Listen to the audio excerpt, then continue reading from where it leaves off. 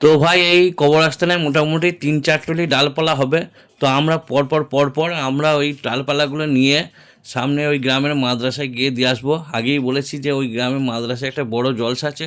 তো সেই পরিপ্রেক্ষিতে আমাদের গ্রামের মানুষ বলল, না ডালপালাগুলো গিয়ে মাদ্রাসায় দিয়ে এসো, তাদের উপকার হবে। তো যাই হোক, সেই রকম পরিস্থিতিতে আমরা এই মাদ্রাসায় ডালপালাগুলো পরপর দিয়ে আসবো বলে ঠিক করেছি।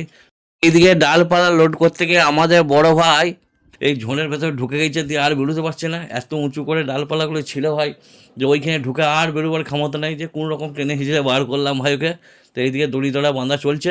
তো যাই হোক, দড়ি দড়া বাঁধার পর আমরা এরপর লোড করে এরপরে যাচ্ছি। সময়টা বদলেছে, সবকিছু বদলেছে। আকাশ রয়েছে তার চেনা ছন্দে।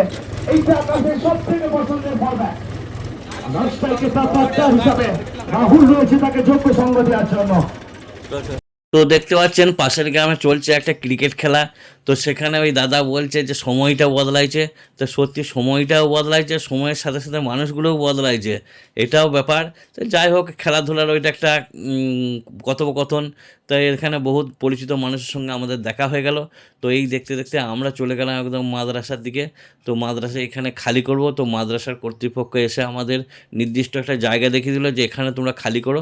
তো সেই মোতাবেক আমরা ডালপালাগুলো খালি করে গাড়িটি ওদিকে ঘুরিয়ে নিয়ে এসে আবার আমরা নিজেদের গ্রামের দিকে আস্তে আস্তে রওনা দিচ্ছি। তো যাই হোক, আজকের ভিডিওটা এখানেই শেষ করছি। তো পরে আবার দেখাবো। তো আজকের মতো টাটা।